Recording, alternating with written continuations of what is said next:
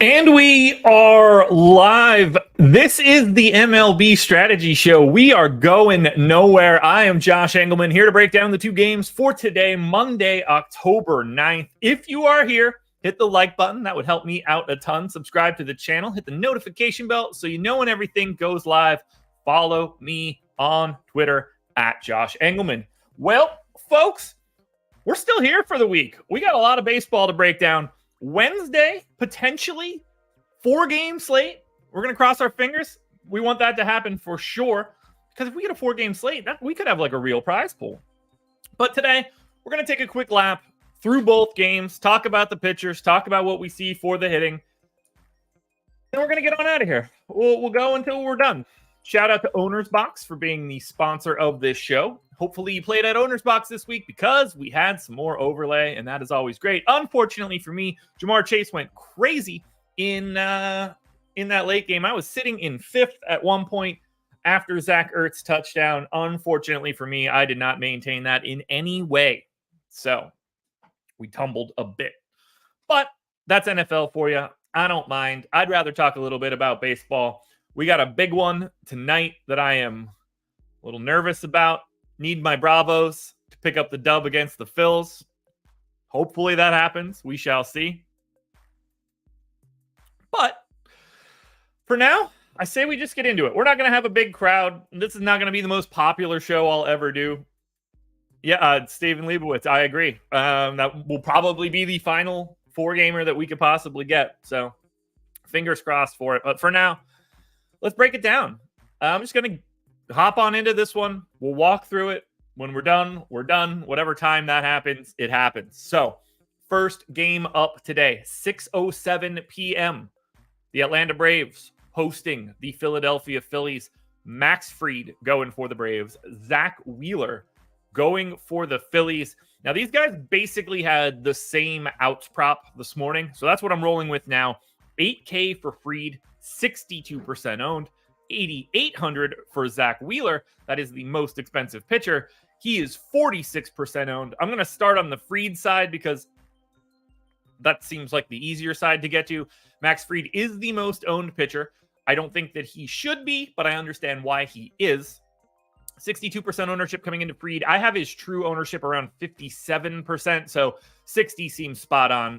When you only have 4 options, there's a lot of wiggle room. So he should be about 60% owned, and he is. I have very little else to add to the Max Fried thoughts. We're talking about a guy that, at least this season so far, in the 1,200 pitches that he's thrown, has given up basically no power. If you want to add in another year, this is just a guy that doesn't give up power. And that's very interesting, generally speaking.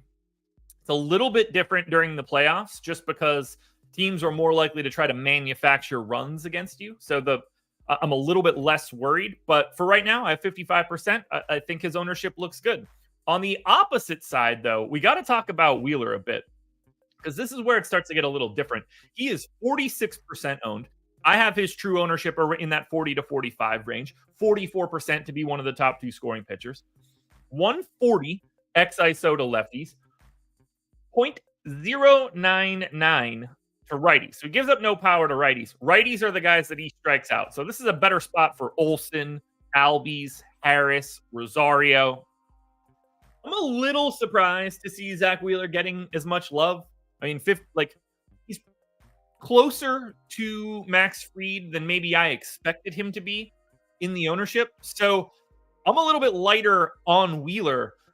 Not that I have like a big issue here, but you're paying $800 more right out of the gate. And then you also have to worry about the Atlanta bats on the opposite side instead of the Phillies bats. So I think Max Fried has a better matchup and just in general, like a better price tag. So I'm going to go ahead and not have as much Zach Wheeler as it looks right now. I have 21%. He is 46% owned. Clearly can rack up a lot of strikeouts, particularly against the righties, but doesn't have the big strikeout stuff against lefties. And I think that matters here. And neither one of these guys, like, you're not expecting Zach Wheeler to make up for it in depth in this game. You're hoping he gets through 5 innings. Now, as I look at stacks, I have the Braves as the number 1 stack today. I have them as the worst value as well. That should not be all that surprising. They are a team that I am getting to, and I am getting to them more than the field. Field is currently sitting at about 24% owned.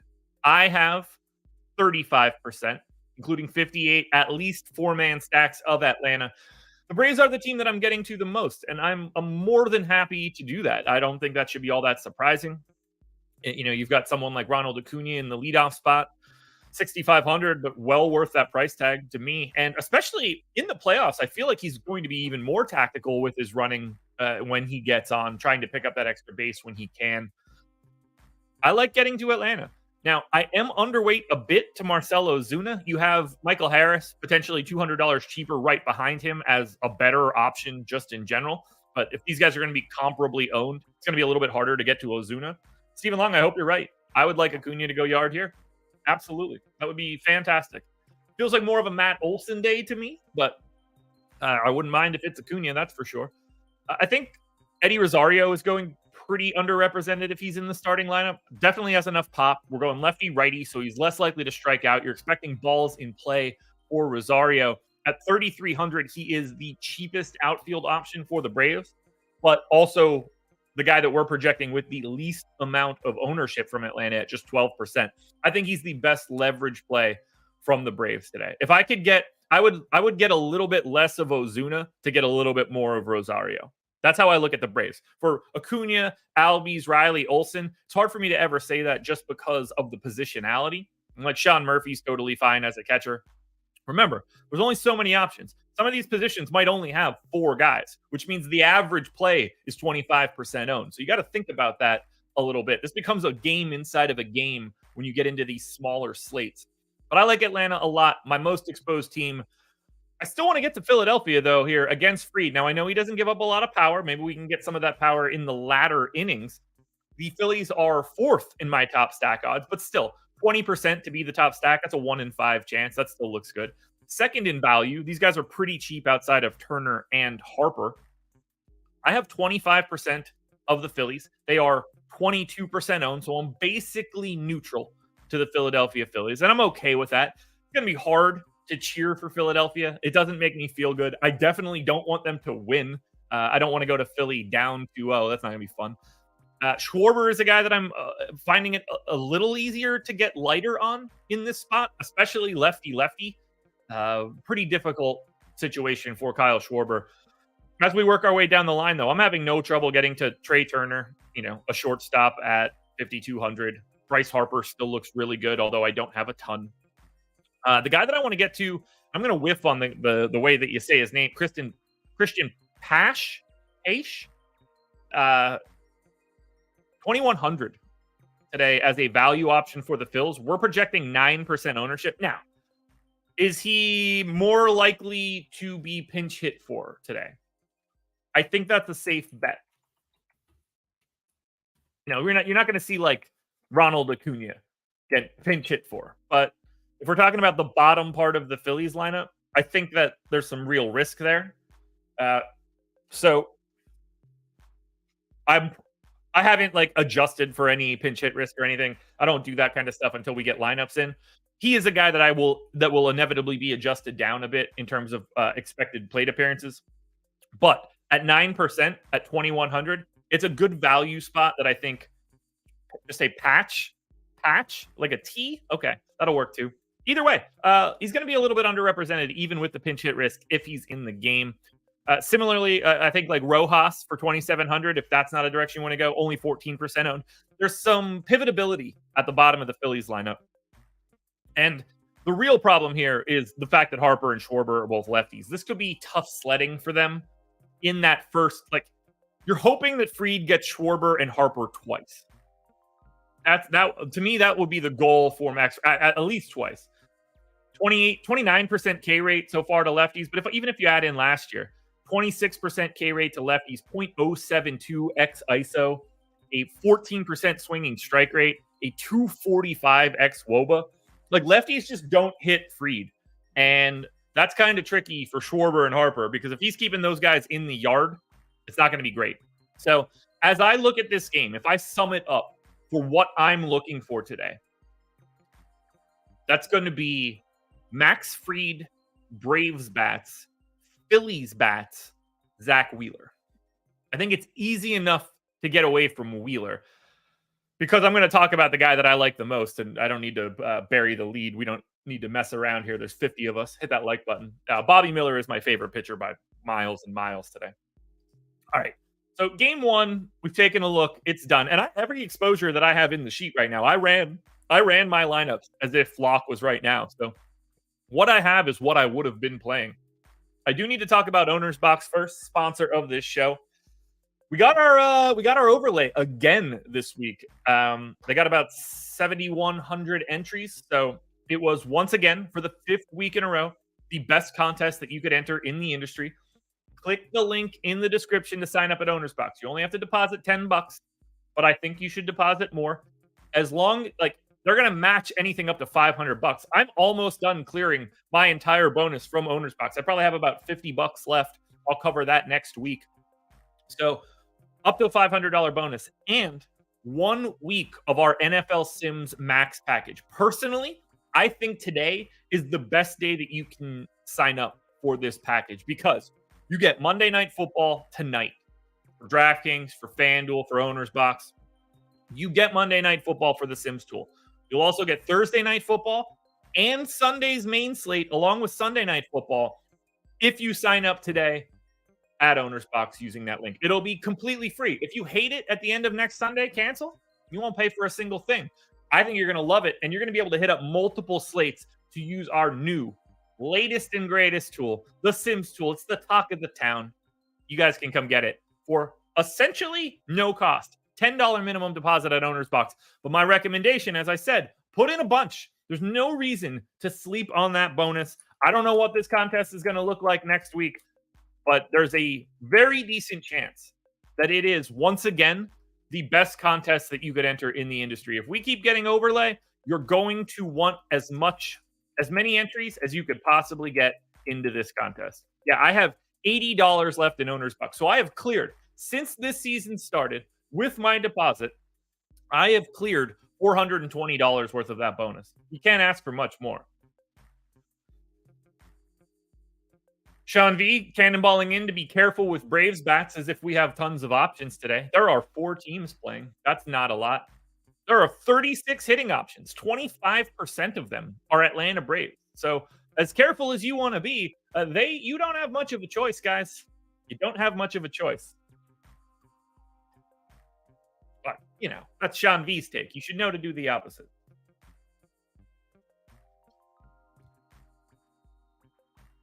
I mean, that's, a terrible take like it usually is. They're going to bust. Congrats on going out on a limb, dude. That's good. 70% chance they're not the top scoring stack, but that's what you're quoting. You're basically telling me somebody's not going to get a hit that hits 300. What a heroic way to look at things. It's amazing. Let's just see. Splits. Opponent. Atlanta. Away. Game by game. Let's see where we end up. Let's see. 479 xFIP on September 18th. The most recent start Zach Wheeler made in Atlanta. Didn't go his way. Wasn't a great start for him. 5 Ks, 2 walks, a home run. Not ideal. Not a big strikeout day. Got them back in May. If you really care about how Zach Wheeler did against Atlanta in 2022, you shouldn't. But that would have been a good start. Maybe you could use those points moving forward. I don't know. I don't know how that works. Let's see. Over the past 3 years, we have a 284 xFIP. That's pretty good. I mean, he's just good all the time against just about everybody. But, what are you going to do? You usually pitches well in his hometown. Whew. Whew. Well, knowing that, I mean, that's sneaky, man. Not every time, but usually. You know what else he does? Usually pitch well everywhere. You know why? Because he's really good. Usually Zach Wheeler is good. It has nothing to do with pitching near his hometown. It just has something to do with the fact that Zach Wheeler is good at baseball. It's crazy. Crazy how that works. It's hard to break down sometimes. Really hard to break down. Let's go to game number 2, Dodgers and Diamondbacks. Now, this is going to be my favorite pitcher for today.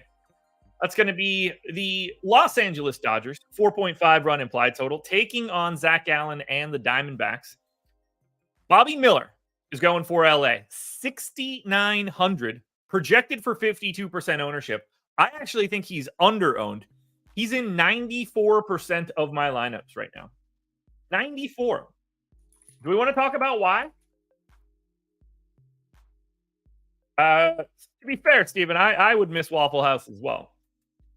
So we got to look. I'm like, the only thing that I could do right now is start looking at some of the outs props for this game. Now, obviously, Bobby Miller, pretty sizable favorite in this spot. I think that's important to note.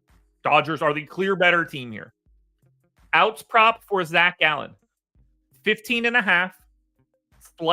Slight juice to the under, minus 130. Bobby Miller, 15.5. A little bit more juice to the under, minus 160. But these guys are not all that disparate in terms of outs for today.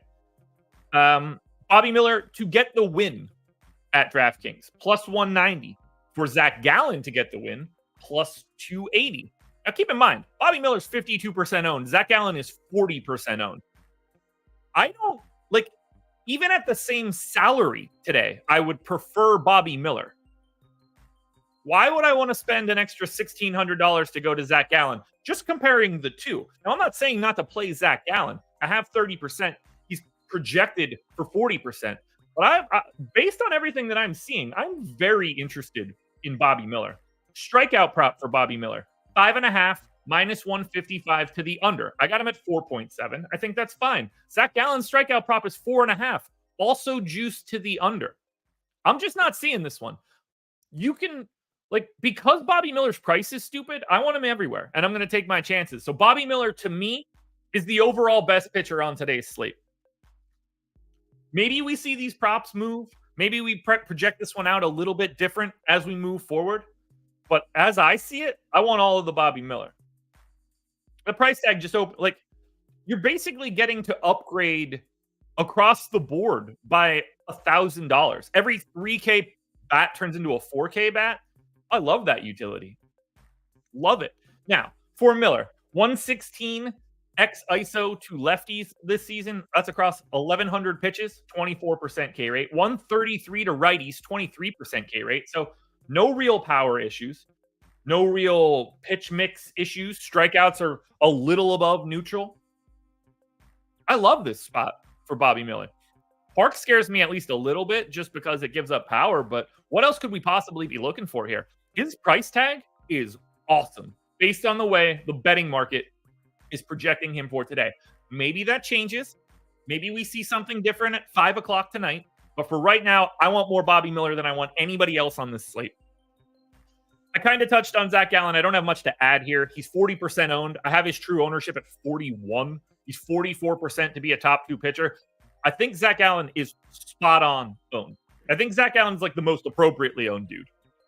So I have no issue whatsoever getting to Zach Gallen, but I certainly prefer Bobby Miller. Now, as we work through the bats, I have basically no Diamondbacks. I am allowing for one Diamondbacks hitter against my pitcher, but if I'm going to have 94% Bobby Miller, this is going to be the stand I take. I'm also then not going to have the Diamondbacks for all that much. 4 stacks, 10% ownership to Arizona. They are 28% owned. This is my fade for today. I'm getting away from Arizona because I'm getting to Bobby Miller. Most exposed guy I have from the Diamondbacks is Ketel Marte at 4,400. But think that through a little bit, and I'll help to do that. I'll make this bigger once I change the filter. But we got to remember, there are only, based on the lineups that we have right now, there are only 4 second basemen on the slate. Bryson Stott, Ketel Marte, Mookie Betts, Ozzie Albies. So no matter what I'm doing, I still have to get to Ketel Marte. So even with a bunch of Bobby Miller, if I'm bringing somebody back, it's going to be someone like Ketel Marte because I just don't have a ton of other options. That's the real problem here.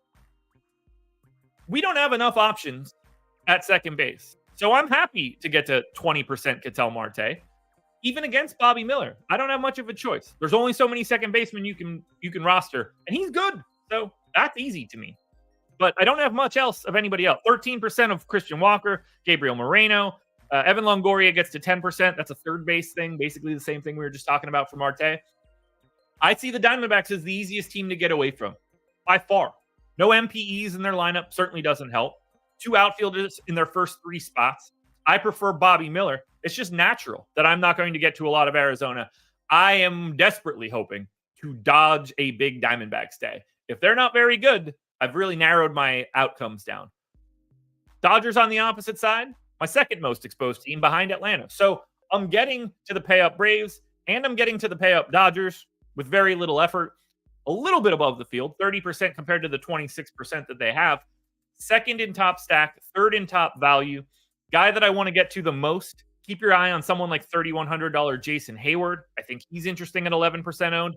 No different really for someone like David Peralta. Be aware, Peralta and Jason Hayward are probably going to get pinch hit for later on in the game. I assume if you're a smart team and this is close, you will bring in a lefty after JD Martinez to hit the lefty spot for Hayward, Peralta, and Outman. And at that point in time, you're going to end up getting a righty pinch hitter. Depends on if they go to Hayward or Peralta. Maybe it's one and then it's the other guy afterwards, but one of those two guys is going to get pinch hit for relatively early, I think. So be aware, Hayward and Peralta looking just like the guy from the Phillies. I'm going to have them a little over projected right now before I discount anything once we have lineups. Very easy to get to like a Freddie Freeman, a Will Smith, a Max Muncy. The other benefit for getting to Atlanta bats and Dodgers bats is Bobby Miller's $6,900 price tag. Think about it. You don't like to be able to jump from James Outman at $3,600 to a $4,600 player, from James Outman to JD Martinez, perhaps. Like even something. Now I don't like JD Martinez all that much. That's a different question, but the example is here. You're freeing up $1,000 by loading up on Bobby Miller. And I think that stands out the most of anything. As I rank this game, I see it very clearly. Bobby Miller 1, Dodgers bats 2, Zach Gallen 3, Diamondbacks 4. Let's see. Who are my most exposed DraftKings plays thus far? No surprise, Ronald Acuna at the top of that list. Who do I think is the actual best hitting play? Okay, so that won't be Christian Patch. That will fall off when I discount his plate appearances. Tommy Pham, though, is going to be pretty close to the top. 3,700. Alec Boehm, too, 3,700, looking like the top 2. Michael Harris for 3,800. These are the best point per dollar plays in my eyes. Now, keep in mind, I'm also fading Tommy Pham, so mileage may vary on that one. I'm excited for this slate. I'm excited to watch the Braves. I'm very happy that game is at 6 o'clock. I'd like to watch that one. Hope you're betting on that, Sean V. You know you can bet on sports, right? You don't have to think anything. You money line Phillies play. You should be putting the house on it if you think the Phillies are going to win. I assume you've put down $0 because, obviously. Plus 130 on the Phillies, man. Go ahead, get that money down if you think the Phillies are going to win.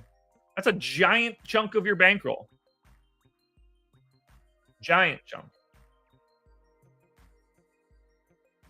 Very easy. Remember, you got to give apparently the sports books aren't working in that Zach Wheeler is pitching close to his home narrative. So you get an underdog price. You can't beat that. Oh, man. This is a fun slate. I actually want to play baseball tonight. More so than I want to play the NFL slate. I wish we had a better contest. I wish we were getting a little bit better than 25K up top. But I like this slate. And maybe it's just because of Atlanta. I am a Braves fan. I have a vested interest. But As I look at it, I might need to get into this bad boy. I might just have to do that. I kind of want to cheer for my Braves. So we can sum up my exposures here. I have these two tables on the screen. That might help. Can we talk NBA preseason? I don't watch the NBA preseason, so I wouldn't even be able to talk about it. From a stack perspective, the Braves and oddly enough, the Phillies are my most exposed.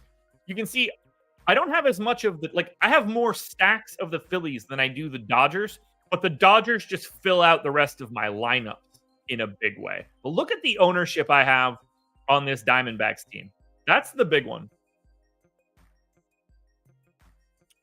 11. I basically have like 2 stacks of the Diamondbacks in the grand scheme of things. Demetrius, of course I did not pay that crazy person.